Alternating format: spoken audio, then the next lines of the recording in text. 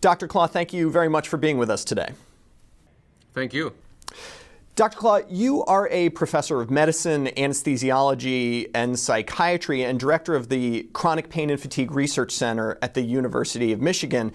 You are perhaps one of the best qualified people to answer the question that a lot of physicians have been asking themselves recently in the face of the opioid epidemic, which is, what is our responsibility here? What is our contribution to this epidemic? Well, I think U.S. physicians need to realize that opioid prescribing in the United States is a couple log scales greater than it is in any other country for both acute pain and chronic pain. And so it's estimated that the United States consumes more than 80% of the world's opioids, even though we only have 3% of the population. So opioid prescribing in the United States is considerably higher than it is anywhere in the world. And so I do think U.S. physicians have some responsibility to help mitigate against the opioid epidemic that has occurred. So Americans are clearly consuming a large amount of the world's opioids. Is it just potentially because we are that much better at treating pain or more attentive to pain, or could the population be in more pain than the rest of the world? I don't think either of those or any of those are true. We know that the rate of chronic pain in the United States is exactly what it is in almost every other country or culture. So we certainly don't have any more chronic pain than other countries. And I don't think we do a better job of treating it. It's well known that opioids actually don't work to treat most types of chronic pain. So I think, this notion that the reason that we're using such a high amount of opioids is because we're doing a better job in treating pain, or that we take pain more seriously, is really not based on any scientific facts or data. So I certainly wanted to address chronic pain issues with you. You see patients with chronic pain conditions, fibromyalgia, interstitial cystitis, irritable bowel syndrome. These are hard things for physicians to treat patients in pain. Do you ever use opioids in that practice? When are they appropriate for the patients you're seeing with chronic pain? No, I haven't prescribed an opioid for chronic pain in at least a decade, and I really very, very rarely think that there would be any setting in which you would use an opioid for conditions like fibromyalgia, interstitial cystitis, irritable bowel, headache, those types of things. I think there are some other conditions for where maybe opioids are still useful for refractory patients. And let me be clear, I'm talking about non-cancer pains. So I certainly think that opioids are reasonable to use in the setting of malignant pain. But other types of non-malignant pain where, again, maybe an opioid can be helpful, osteoarthritis, chronic low back pain occasionally, but they really should be used after you've used all the other pharmacologic and non-pharmacologic therapies. So let's take an example maybe of someone with chronic low back pain. I can think of many patients that I've seen in my time in practice with this complaint. Patients who have gone through the motions, let's say. They've done the physical therapy, they've tried weight loss, and they come to a physician saying, Doc, the only thing that has ever helped me is oxycodone or something along those lines. What's your message to those patients? How do you retain them as patients if you're not prescribing opioids, and how do you get them to see the world in the way you're seeing it?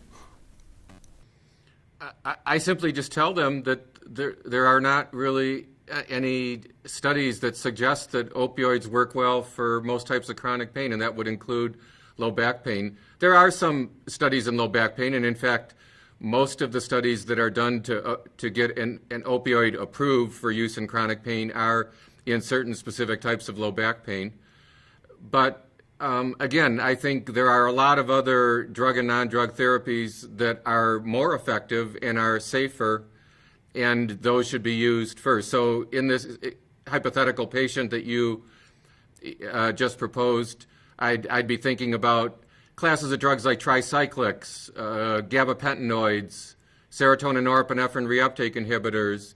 Those are classes of drugs that actually work fairly well for many types of chronic pain, and a lot of providers don't think of using those classes of drugs. They run out of options once they've used an NSAID and acetaminophen and then they immediately then way too rapidly go to an opioid. So do you think this is where pain specialists are particularly useful? Should we be encouraging general practitioners to refer patients with chronic pain to specialists, or do we need to train our frontline providers better at the other mechanisms for pain treatment? Well, I think one of the problems we have in the care of chronic pain patients in the United States is our fee-for-service systems really incent procedures, injections, surgical procedures, and also just the way we practice medicine, where our office visits are shorter and shorter.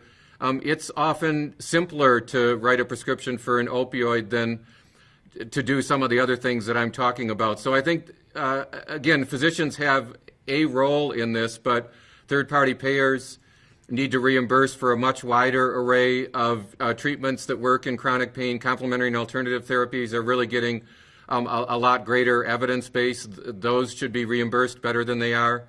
And some of the other non-pharmacologic therapies, cognitive behavioral interventions, can be incredibly effective. And they, again, are often not reimbursed by third-party payers. So I completely understand the conundrum that a lot of physicians have, is that they feel as though they're charged with managing pain in patients, but they don't really have many things in their toolbox.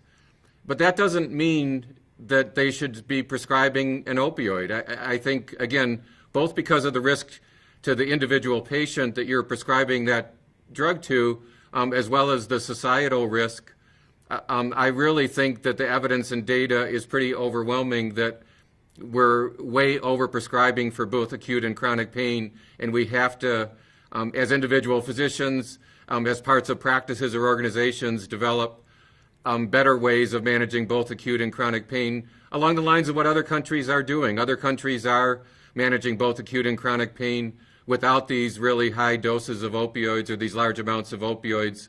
And there's no evidence at all that their patients are somehow getting substandard care compared to our patients. In fact, we're killing a lot of our patients that they're not killing.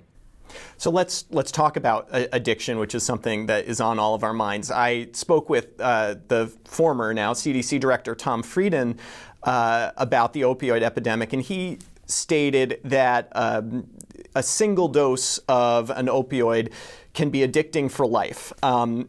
From a neurobiologic standpoint, is that the narrowness of the therapeutic window we are looking at? If we treat 100 patients with opioids, are we condemning some of them to a lifetime of addiction? I just want to tackle that first statement or that first sentence.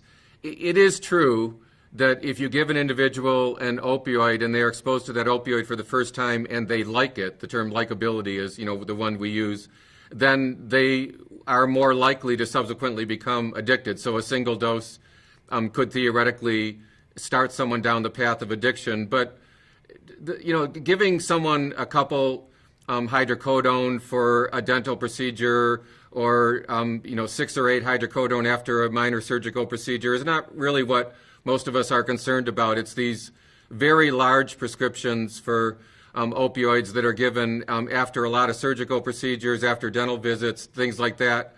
And they're far larger than they need to be for that individual person. And then they end up sitting in someone's medicine cabinet and they get diverted. But more than half of the individuals in the United States right now that are addicted to heroin got their first opioid from a friend or a family member, not even prescribed to them. So it's the accessibility of opioids, these opioids sitting in medicine cabinets from large prescriptions for acute pain, that you think might be contributing to the overall availability for people that are potentially susceptible to get hooked. Exactly. This is one of the changing faces of the opioid epidemic, is that it has really changed in that a lot of physicians have gotten the message that opioids should rarely be used to treat chronic pain, but we still have these massive amounts of opioids that are being used by dentists, by surgeons, by emergency room doctors that just really need to modify their practice patterns in light of the current public health problem, as well as the evidence that there are usually better options for that individual patient that they're treating. Sure. If I'm seeing a patient who is already on high doses of opioids, this can be a difficult situation. I want to keep their pain under control. They've received opioids from another physician. Perhaps they've moved to the area or aren't seeing that physician for another reason. Do you advise that we actively try to wean people from opioids, or should a pain specialist manage this type of patient? What's our strategy for the large number of people who are regularly taking relatively high doses of prescription opioids? That's a really good question. There's a lot of work being done in different strategies. And I really do think we need a two-pronged approach to the current epidemic. One approach that we've talked about so far is to really reduce opioid prescribing for both acute and chronic pain, so there's just not so many opioids around that can be diverted.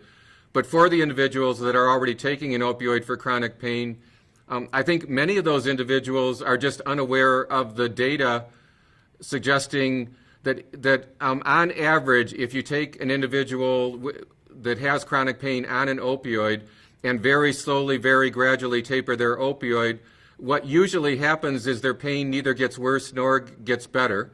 A lot of the patients' pain will actually get better when they taper an opioid because they have some element of opioid-induced hyperalgesia in the background that wasn't recognized.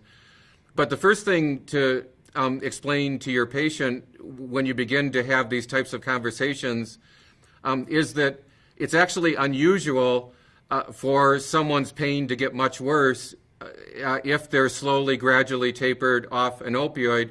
And even if their pain gets worse, what that patient will almost always tell you is they feel so much better when they come off their opioid. They didn't really understand the extent to which the opioid had changed their personality, had affected their cognition, it was causing sexual dysfunction and all sorts of other sort of off-target effects that until the person tapers or comes off the opioid, they don't even really know all the problems that opioid was associated with, even in them. It seems like the therapeutic relationship between the doctor and patient is really key here. There's a lot of education that needs to be passed, and I would imagine a fair amount of trust between the patient and the doctor to start weaning back in this situation. Absolutely, and I think that the starting point also always has to be an empathetic physician that acknowledges that the patient is in pain, and that in the context of this opioid taper, if this is what we're talking about, that the physician is not doing this and going to leave that patient hanging in severe, unrelenting pain, but that usually with a slow, gradual taper, there's no worsening of pain, or there's actually a slight improvement in pain. I think some strategies that physicians can employ to make this transition a little bit better is try to make the patient decide they want to taper the opioids rather than being this powerful doctor that says, I'm going to take the opioid away from you. That might seem like you're doing the same thing, but there's a subtle nuance there. And if you somehow have a discussion with the patient that first gets them to sort of acknowledge that the opioid is making them feel bad in general, that they really are still having a lot of pain even though they're on an opioid, or that maybe they in fact are taking the opioid as a stress-relieving drug or as an anti-anxiety, antidepressant drug rather than as an analgesic, and that's an inappropriate reason to take an opioid. Those are all ways that you can sort of begin this conversation and get the patient to start to realize that maybe this opioid is a problem. But again, I'm not sure there's any evidence or data supporting what I'm saying in this regard, but I have personally witnessed that there's a big difference between you taking it away and you convincing the patient that it's a good idea for them to try to get off the opioid, literally to see how they feel and to make sure that they aren't one of the 33,000 people that don't wake up the next day because they overdosed on an opioid. It sounds like education to the patients, but education to our physician colleagues as well is really paramount here. Do you see any other efforts that you think will bear fruit for the epidemic, perhaps on the governmental level or policy level?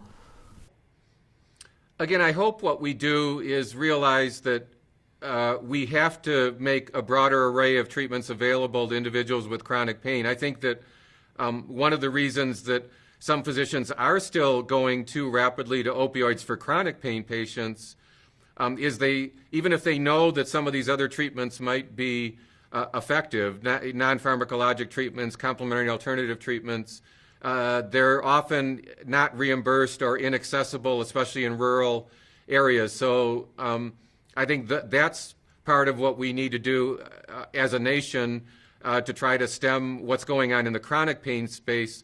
In the acute pain space, I think it really is a lot of re-education of surgeons, dentists, emergency room doctors, the people who are prescribing for acute pain. And sometimes we have to be really frank with them. One of the big reasons that surgeons, for example, give these large prescriptions of opioids is they don't want to get called back for pain. And that's not a good reason. That's not a good reason to be willing to give someone 30, 60, 90 days of an opioid after a knee or hip arthroplasty. I get that makes your job easier, but I'm not willing, as another physician and as a scientist, to acknowledge that that's okay. Dr. Clauw, thank you very much for speaking with us today.